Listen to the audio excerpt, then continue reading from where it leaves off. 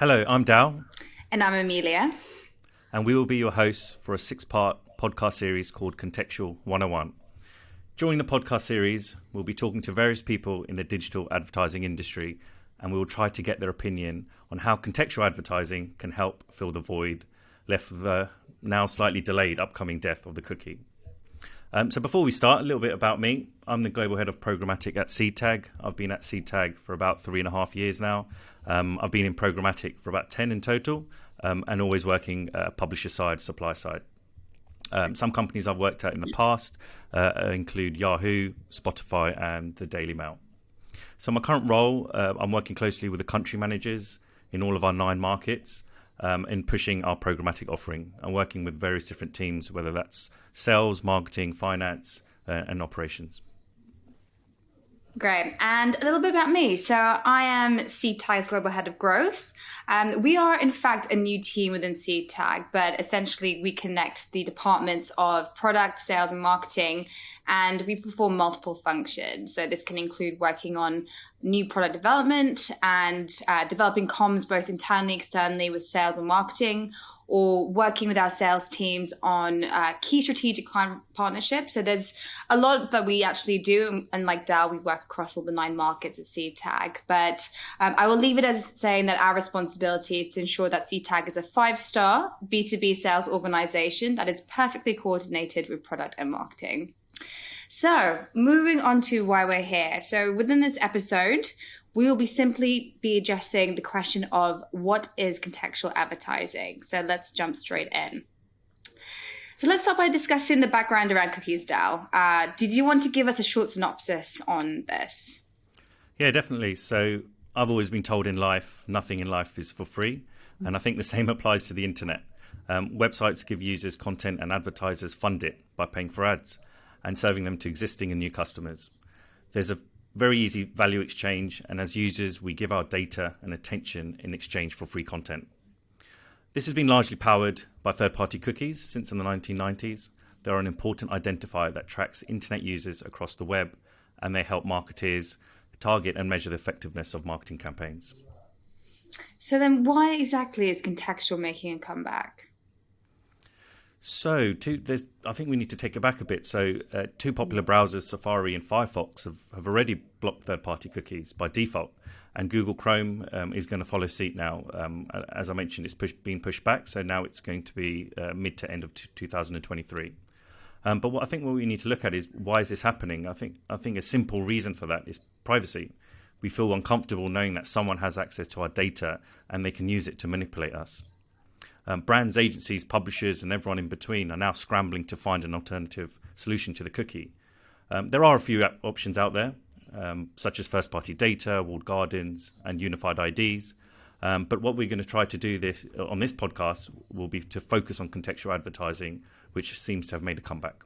Yeah, and I think all of that makes complete sense. I think my point that I'd like to add really is that we need to be aware that contextual advertising really has moved on from the standard keyword targeting that we know when contextual first started in the digital industry. And actually the first company that I worked at very much focused on keyword targeting. But now we have machine learning techniques that really allow us to understand what a page is talking about. So we're now able to pick up nuances in tone of the page, the sentiment of the page, analyze multiple factors in that page. So really extending beyond text analysis, and contextual really has truly become advanced. And it's really great to see that advertisers do now see the value of contextual, and it is a prominent addition to their media advertising mix. That's great, but where do you think contextual advertising is different to behavioral targeting? You know, we've seen behavioral targeting being also used, especially in the programmatic ecosystem, for a long time now. So what are the key differences, would you say? Okay, so let's have a quick 101 on behavioral for those of our listeners who need to refresh. So behavioral targeting, aka audience targeting, is the practice of segmenting customers based on multiple factors. So this can include web browsing behavior, monitoring pages customers visited, the searches they've performed, links that they've clicked on, products they've purchased. And if you add in mobile and physical store data, this also includes location and in-store purchases. So This aggregation of data means that visitors are then grouped into specific audience segments, and this allows advertisers to target them with specific relevant ads and content based on their browsing and purchase history. So really the key benefit for brands is that this hugely detailed combination can be used to deliver highly relevant personalized advertising at the moment when someone is likely to purchase. So hence we can see why advertisers value this data so much. But I think the difference between behavioral and contextual advertising is that simply contextual does not allow the cooking of users. We're very much just focusing on context and what the consumer is reading online at that particular time. Yeah, I think that's an important difference, really. And I think another thing to mention is that contextual targeting isn't anything new, right? We've been seeing it for a number of years, and even long before the internet launched. We saw it in mediums such as print and television. So it's been around, and like I said, it seems like there is a comeback coming on for contextual advertising. So Emilia, given your agency background, do brands even care about the death of the cookie? I would say yes, absolutely. So with the pending demise of cookies, this will affect advertisers in a number of ways. So, as I just mentioned, cookies are used to track purchases and shopping habits. So this will affect clients from retail to finance to CPG. Brands won't be able to track users across websites and tailor ads to personal preferences. So really, you're going in blind when targeting a consumer, and you have no idea if what you're serving to that consumer is relevant, whether it will grab their attention, or even if they want to engage with your messaging. So ad strategies will be impacted, retargeting, sequential targeting, DCO, frequency capping won't be possible, measurement will be more tricky. So post-click and multi-touch attribution won't be possible. So I think by me reeling off that list, they're obviously going to be impacted to a fair amount. So advertisers really need to be thinking about the strategies that they will need to employ in the future, and whole media strategies will need to be reworked. So even with the delay from Google, what I think is that agencies are putting in the work now. So they're creating programs and frameworks to really future-proof their clients when this demise is inevitable. So yes, there is a concern, but we're all doing something about it, which is great. Yeah, I think that it's clear that this education's needed, right? And in terms of not only for brands, but as users and consumers, I mentioned the value exchange, but I think as ad tech leaders, we need to be talking about it a lot more and simplifying things. I think in the ad tech industry, we're always overcomplicating things, and even new people and students coming into the industry at a young age, they might get scared of certain acronyms, the word programmatic, cookies, etc. So yeah, that definitely needs to change, and we've already seen that happen. So the IAB have a contextual committee. There are many other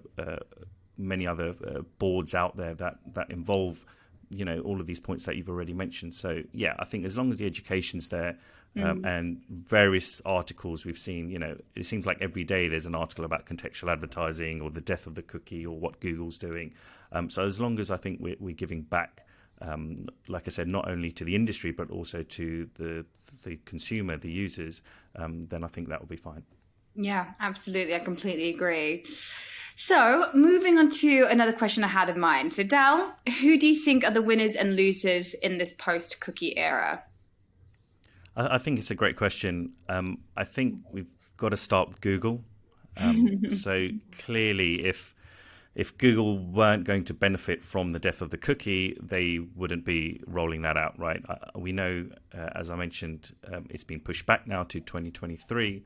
I think that just gives them a little bit more time to figure out, even on their side, what they're doing and to make sure that the technology and their offering is strong when they're approaching brands. So yeah, Google I think will be an obvious winner. They'll be working closely with the brands. Less so maybe that they maybe want to avoid the agency model or avoid the other players within the industry. So yeah, I think Google's an obvious winner. Alongside Google, other walled gardens like Facebook. We've got to remember, you go into Facebook, you log in, you register, they know exactly where you are, where you're from, what language you speak, what you like, what your interests are. So the most important thing here is they're not sharing that data with the other publishers out there or other other kind of mediators within the industry. So the walled gardens will definitely benefit. Another important word to use here is scale. Facebook has scale. So accessing large data as well as scale will only benefit, the likes of Facebook. Amazon's an interesting one as well. So, we know it's the world's biggest company, and they're now making up over 10% of the US advertising. So I can only see that going upwards as well. I think it's also going to benefit the large publishers out there. So you've got such players like Daily Mail, New York Times, the Washington Post. They have access to, again, lots of data, first-party data, as well as scale as well. So what they're going to be doing is packaging their inventory up, potentially overlaying first-party data if they don't have it, contextual segments, and they'll be pushing that out to the market. And as a result of that, they can also charge more because there isn't that alternative. There isn't that cookie solution where buyers can add in third-party data at a fraction of the price. So I think large publishers will definitely benefit from that. And on the flip side, small publishers will more likely to lose out. New York Times is a great example here where they used contextual targeting. They have been using it for a while now, but they looked at the differences between the revenue between 2020 and 2019 and saw a massive uplift, as well as there was a Dutch broadcaster called NPO. So there's a couple of publishers that are already pushing contextual. It just seems that in the last year or so that there has been a lot more interest in this solution. Revenue is obviously important, but the brands will care about performance. So not only with Seedtag and the kind of studies that we've done and the results that they've shown, but Insider.com also mentioned in a recent article that performance increased for running contextual products versus other products that it sells in market. So I think that's really interesting, how large publishers are really winning in this post-cookie era. We've got to talk about unified IDs as well, right? So, the Trade Desk have been pioneers in this space, working with other SSPs like OpenX, Magnite, Pubmatic. They've all signed up, as well as premium publishers like the Washington Post. So that will just bring together many different supply sources within the market with a cookieless solution, which is going to be another identifier like a hashed email address. So they're doing really well. Even with the pushback of the Google announcement last week, we did notice that ad tech companies did benefit. So the share price for the Trade Desk, share price for Pubmatic actually went up, even with Google delaying the rollout of the death of the cookie. So we're seeing ad tech providers also benefit from the cookieless solution. Other ad tech companies, so I think DMPs are the big losers here. So especially the ones that heavily relied on cookies, third-party data, working with very large range of aggregators. So they're definitely losing out. I remember just thinking back to a catch-up I had with a friend who worked at a very big DMP about a year ago. And they mentioned they used to have around about 250 million different data points in the UK, all based on cookies. And since the conversation about the death of the cookie and various browsers getting rid of it, they said they had about maybe 10 to 15 data touch points. So it drastically reduced. What does that mean? It just means that brands can't find those users on the web like they used to. So yeah, we're seeing that happen. It's going to happen more so. But I think the ad tech companies that will benefit and win in the situation are the ones that have that cookieless solution. And that could be contextual targeting, that could be deterministic behavior and targeting on that front as well. A good way to look at it would be looking at the Prohaska identity partner list. Seedtag, as you know, are on there amongst other partners within the industry. So that's a good go-to, I would say, to see what other solutions are out there away from cookies. So yeah, I think various different winners and losers within the industry after the death of the cookie. I think that was a super useful and really insightful overview, Dal. I think, as you mentioned, that there really isn't one standout option to replace a cookie. So when agencies and advertisers are thinking about their marketing mix, I think absolutely multiple different strategies will be used and tested. So Thinking about Seedtag internally in our clients, so have you found that from a programmatic standpoint that some brands are using more contextual targeting than others? Yes, I think we need to take a step back and look at the past year and a half. So brands were scared of key terms like COVID and pandemic, and they were simply just avoiding news articles and news publishers. So I wouldn't say there was an uptake at the start of last year with contextual advertising. But what started to happen is, and definitely what we saw on the Seedtag side, was people started to, or publishers started to publish articles that were positive around COVID. And then ultimately, I still remember now when sports restarted, it was, everyone was so happy, and that there's something else to watch. There's live sports on the TV. So I think that all had an impact, and slowly brands also used to start to target and run contextual targeting in certain environments that they would not have thought of in March 2020.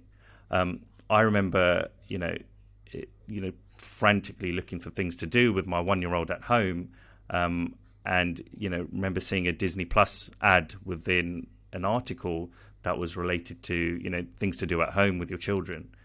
I think brands like that definitely did jump in and get in front of the users at an important time. I wrote an article last year, and some research that I did was just simply going on Google Trends. And I remember in March, the 3 keywords, I am bored, someone searched, they spiked in March. So clearly people were bored. They needed to find something to do on the internet. And now what was happening is that brands were coming in and really engaging with those users, really resonating with them. Some of us, as you know, a lot of people lost their jobs, but the people that still had their jobs had a lot more disposable income. So again, it was a great time for brands to connect with those consumers because they're bored, they're sat at home, they're finding things to do, and they have more income. So what we started to see at the start was your more kind of tech and telco, these types of brands were spending and really using contextual targeting. Then we started to see the Disney Pluses of the world, the entertainment brands, the food and drinks and the delivery services. They started to pick up their contextual targeting. And then with sports, I think what we saw was just this massive uplift. A lot of users that previously didn't watch football were watching football to just take them away from, the news at 5:00 on the BBC, to take them away from all the misery that was happening in the world. So I think this is such an important time to use contextual targeting because it takes you, it's that moment targeting. You're right there in that moment. You're reading something really positive, and that could be sports, that could be recipes at home, and you're allowing that brand to really go in and have a conversation with that user. The Euros are a great example right now. England won yesterday, so trying to keep my calm, but. The Euros are another great way. Like now, imagine how positive everyone is feeling to go on Sky Sports, to go on BBC Sports, and reading this amazing content, this positive content, and how better would it be for brands to then engage with that user in that mindset. Now we're seeing a lot more brands working, and I think in terms of back to your question, are there some brands? I think now there's potentially most brands now are. We're working with travel brands, we're working with finance, food, drink, FMCG brands, and they're all using contextual advertising because it's a scalable solution to really connect with that user. How about in terms of any case studies internally and more on the Seedtag side of things, Emilia? Have you seen that some of the advertisers on our side have also turned to contextual? Yeah, I mean, absolutely. I think, my job where I work closely with the product and data science teams, and we sell data-driven content strategies to our clients, we really see an uptake in clients turning to us because they are really concerned about the demise of cookies. Like some of the markets that we work with and the clients we work with have previously employed a straightforward audience-only, behavioral targeting-only strategy. So they're really having to rethink about what it is that they should be doing moving forwards. But it's our job to prove that contextual works. And whilst I may sound a little bit biased here, to me, Seedtag and contextual and the contextual solutions that we offer really do make sense, because we are delivering advertising and brand messaging based on content consumption habits. And this is a sound strategy. So we're really proving that through a data-driven content strategy and the research that we're providing and the measurement that we're providing to our clients means that we're able to drive higher brand favorability, higher brand and message recall, and a high propensity to drive engagement and purchase intent. So I really think that clients are turning to us, and they're very much looking to us as a strategy solution and a tailored partner to help them through this time. Yeah, definitely. And from the programmatic side of things, I look at our programmatic dashboard every morning, and I can clearly see that there's been a massive shift from buyers relying on our data, so our contextual data, whereas in the past it might have been, serving a campaign, serving a PMP, run of network on the supply side, and on the buy side, various different cookie-related targeting would be added. So yeah, I've definitely seen that change, and I think I will continue to see that, where brands and agencies will be relying on the data of the media owner, whether they're a publisher or a ad tech vendor. So yeah, I think that's definitely an interesting point to add as well. What examples, Emilia, would you say that you've seen of great contextual strategies being employed? I think this is a really good question. To me, what springs to mind immediately is auto clients. So a number of the automotive brands that we're working with are thinking about sustainability. They're all bringing out a hybrid or electric car. They're focusing on new mobility solutions, but really, in this fight for attention and to remain front of mind of our target consumers, how can they fight for that, first position? So we are offering, as I mentioned before, like data-driven strategies that allows our brands to position themselves in key contexts online. So any environment related to sustainability, to innovation, disruption, clean energy. But it's not just about obvious positioning. It's also about positioning yourself within context that will enhance your position and how you're wanting to be perceived. So for instance, if you're trying to be seen as innovative or luxurious, you need to be thinking outside the box and attracting not only your standard consumers and your target audience, but also driving consideration with new and unconsidered customers. Because I'm sure in the grand scheme of the World Wide Web, there's always going to be a limited amount of inventory related to certain topic. But really what we're trying to do is say, hey, position yourself in this area, but also consider these territories as well, which are closely related to your core values. So actually we're seeing a lot of automotive clients employ the strategy with positive results. Yeah, I think in addition to that, it's worth mentioning, we've seen a lot of contextual targeting over the past year and a half, not only with Seedtag, but with many other providers or publishers out there. But I think what's important is to also talk about the creative and how that can be built to mimic the environment that it's in.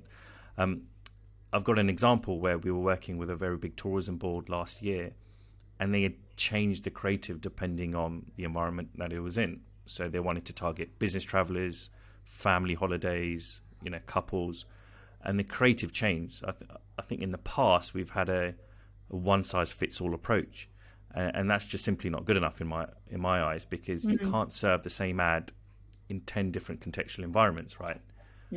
So I think that definitely needs to change as well. Yeah, absolutely. I completely agree. If a client may have a brand, I'm thinking about an automotive client as well, but may have different targeting, different audience segments they're wanting to target. You can't be using the same creative for each one. And I think especially if you're trying to speak to certain values or conquest competitive environments, you need to be thinking about what is it that I'm trying to convey within that creative, what is going to actually drive the most impact and intention. So I completely agree with you that contextual creative is incredibly important. So does contextual targeting simplify the methodology of serving ads? I think this is quite an interesting question. Yeah, I think it does. Not taking anything away from brands, I know brands have heavily invested in-house to get these programmatic experts or ad tech experts that bring that technical expertise in-house. But and the reason for that was because it's such a kind of murky ecosystem. There's so many different players. There's a lot of different data points. There's different ways to target users, and it sometimes can get it can get too much for brands as well as us, as well as agencies. You always have to keep on top of your toes. But I think with contextual, it's just very easy to explain, and I always look at it like this. So I talk to friends and family outside of work all the time, and they're always asking, what do you do as a job? And you talk about programmatic advertising or contextual advertising, and they're like, oh no, you're that person that's tracking me across the web and targeting me with flights that I've bought tickets for already. And I think that's coming back to the education bit that I mentioned earlier, is we're guilty of just accepting it and saying yes, that's us. But what we need to be doing is, no, actually, there's such a simpler way that you can look at advertising, and contextual is that. It's targeting users in that mindset, in that mind frame. What are they consuming? It doesn't have to be editorial content. It could be listening to a podcast. It could be listening to your favorite playlist, when you're out for a run. The brands then have a really great time to capture that attention and targeting that user at that given point in time. So I think it is very simple. I think sometimes in our industry we can make things simple. We don't have to overcomplicate things. And it just, I think, will give a really good future for everyone, is if we can simplify things and basically run more contextual advertising. Yeah, I completely agree.